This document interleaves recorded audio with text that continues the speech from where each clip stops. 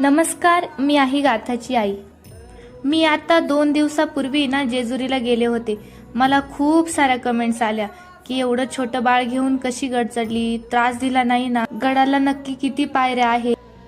तर ह्या सगळ्या प्रश्नांची उत्तरे मी या व्हिडिओमध्ये देणार आहे, त्यामुळे व्हिडिओ शेवटपर्यंत नक्की पहा। सर्वात अगोदर आम्ही करा नदीवर देवांची पूजा आरती केली। तिथे खूप छान आरत्या म्हणत होते आणि तिथेच देवांसाठी पुरणपोळीचा नैवेद्यही मिळतो, आरतीचं सर्व साहित्य पण। त्यामुळे आपल्याला काही सेपरेट नेण्याची गरज पडत नाही। पहाटे 4:30 वाजता आम्ही जुन्या गडाकडून गड चढण्यास सुरुवात केली आणि मला एवढंच टेन्शन की आता मी गाथाला कशी एवढा वेळ कॅरी करणार। आमच्याकडे पद्धत आहे की नवीन लग्न झालेले जोडपे जेव्हा पहिल्यांदा जेजुरीला येतात तेव्हा बायकोला उचलून घेतात, 5 पायऱ्या चढायच्या असतात।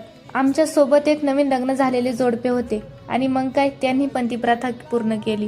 असं काही नाही की नवीन जोडपेच घेतात, सगळेच घेतात, पण नवीन जोडपे नक्की घेतात उचलून, असं आहे। त्यानंतर चालू झाला आमचा मेन प्रवास। पहाटेची थंड हवा आणि ऊन नसल्यामुळे गड चढण्यासाठी एकदम मस्त वातावरण होतं। आपल्याच गावातील लहानपणीपासून सोबत असलेली माणसं सोबत असल्यामुळे सर्वांची खूप जास्त मला मदत झाली आणि गाथाला चालता येते म्हणून तिला मध्ये मध्ये चालवत पण होते। खरं सांगायचं तर मला गाथाला घेण्याची गरजच पडली नाही, कारण प्रत्येक जण विचारत होतं मी घेऊ का, मी घेऊ का। जास्त कुणी गाथाला घेतला असेल तर ते म्हणजे गाथाची माऊ आणि ही शिवा काका। तसं तर गाथा कुणाकडे जात नाही, पण त्यांच्या सोबत खूपच मन रमली होती। उठत बसत आणि येळकोट येळकोट जय मल्हार म्हणत आमचा प्रवास चालू होता। जेजुरी गडावरून रात्रीची ही जेजुरी एवढी छान दिसत होती आणि गप्पांऐवजी मध्ये मध्ये येळकोट येळकोट जय मल्हार याचाच नाद जास्त घुमत होता। 1 ते 1.5 तास आम्हाला गडावर पोहोचण्यासाठी लागला। 6:30 पर्यंत आम्ही जुन्या गडावर पोहोचलो। आता या गडाला जुना गड किंवा कडे पठार पण म्हटलं जातं। तिथे गेल्यावर आम्ही सर्वात अगोदर थोडा वेळ विश्रांती केली आणि मग चहा नाश्ता केला।